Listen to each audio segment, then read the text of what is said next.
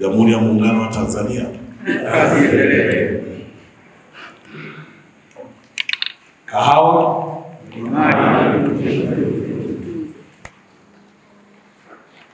Ndugu wadau wa sekta ya kahawa, awali ya yote napenda kutumia fursa hii kumshukuru sana Mwenyezi Mungu kwa kutuwezesha kuwepo hapa katika siku hii muhimu.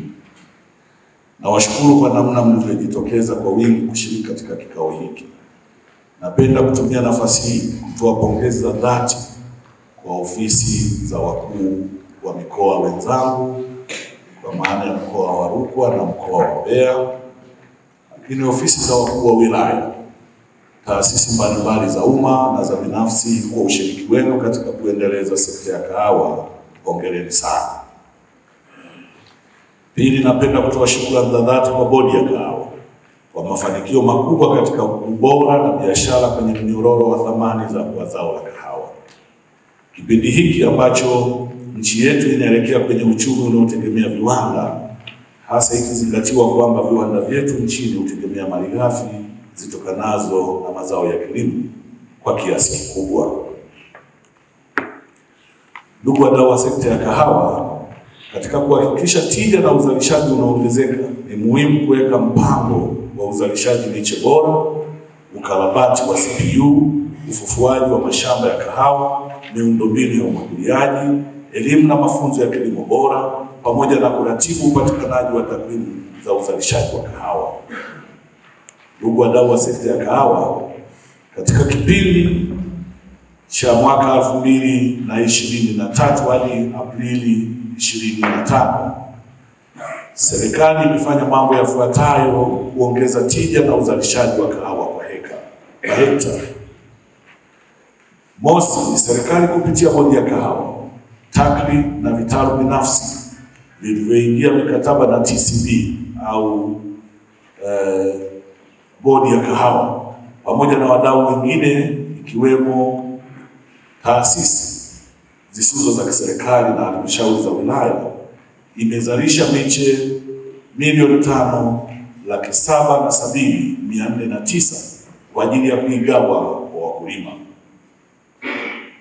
Aidha, visima 10 vimechimbwa katika vijiji 10 wilayani Mbozi, kwa maana ya Mbozi, Itumbi, Nambinzo, Igare, Insani, Ibembwa, Shaji, Itepula, Bara na Lumbila kwa ajili ya umwagiliaji wa mashamba ya kahawa ili kukabiliana na mabadiliko ya tabia nchi. Mashamba darasa 11 yanaendelezwa na mengine 6 yameanzishwa katika halmashauri za Mbozi, Rungwe, Ileje na Mbeya vijijini ili kutoa elimu kuhusu masuala ya agronomia ya kahawa, mbinu za namna ya kuongeza uzalishaji na kuongeza pato katika kaya na jamii kwa ujumla. Mashamba 30 ya kahawa yakiwa na wastani wa ekari 1 kwa kila shamba yamefanyiwa tathmini ya kuingia kwenye mpango wa ufufuaji na ukarabati wa mashamba ya kahawa. Upatikanaji wa takwimu sahihi za uzalishaji, ambapo msimu wa uzalishaji wa mwaka 23-24 kilo milioni 17,169,809.10 sawa na tani 17,169.8 za kahawa ghafi parchment zilikusanywa. Na msimu wa uzalishaji wa 24-25 kilo milioni 20,870,622.60 sawa na tani 20,870.6 za kahawa ghafi zilikusanywa.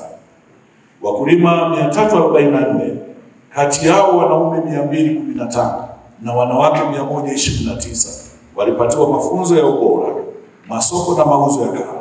Mafunzo haya yalifanywa kwa kushirikiana na shirika binafsi la Cafe Africa Tanzania na Starbucks Tanzania katika wilaya za Mbeya, Mbozi, Rungwe na Ileje. Ndugu wadau wa sekta ya kahawa, malengo ya kimsingi ya kuendeleza zao la kahawa katika kanda hii ya Ruso-Mbwe ni kama ifuatavyo. Ongezeko la uzalishaji wa kahawa safi kwa mwaka kutoka wastani wa sasa wa tani 65,235 hadi angalau tani 3 kufikia mwaka 2025 kwa maana ya msimu huu tunaoendea. Kuongeza ubora wa kahawa utakaodhihirishwa na ongezeko la bei ya ziada kwenye masoko ya nje kutoka 35% ya jumla ya uzalishaji ya sasa hadi angalau 70% kufikia mwaka huu mwishoni. Kuongeza uzalishaji wa miche bora ya kahawa milioni 3 ambayo ni kinzani kwa magonjwa ya CBD na CLR kupitia kahawa aina ya compact ambayo inapandwa kwa njia ya mbegu badala ya mkono. Na mwisho, kuimarisha vyama vya msingi vya ushirika AMCOS pamoja na vyama vikuu vya ushirika ili wakulima waweze kuhudumiwa mikopo ya fedha pamoja na pembejeo za kilimo, huku AMCOS zikiendelea kubeba jukumu la dhati la uaminifu, lakini na kuwathamini wakulima, kwa sababu mkulima ndio anayotoa jasho kwenye hii process.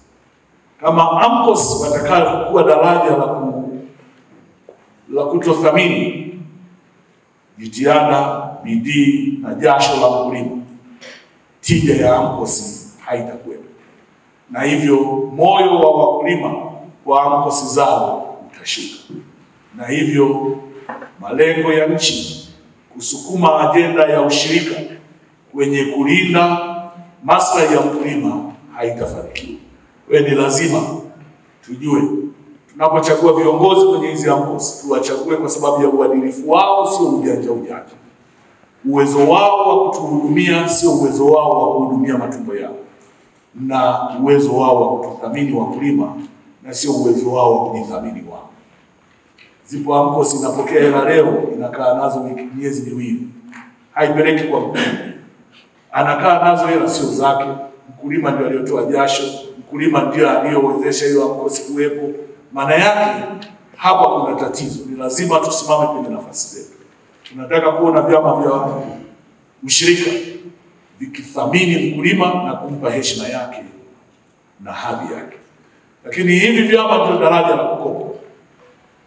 Wakichukua mikopo wajue wanaenda kutafsiri mikopo kwenye kilimo cha wakulima kule chini, na sio wao kukaa vikao kila siku na kujilipwa posho kwa madai kwamba ndio kutengeneza mazingira ya kujadili kilimo. Mkulima yule kule chini ndio anajua analimaje.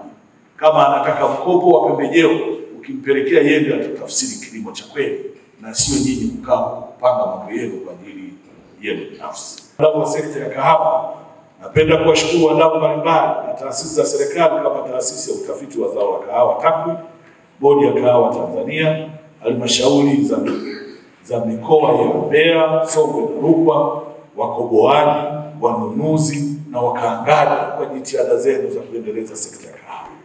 Baada ya kusema hayo, nimefungua rasmi kikao hiki. Asanteni sana kwa kusikiliza.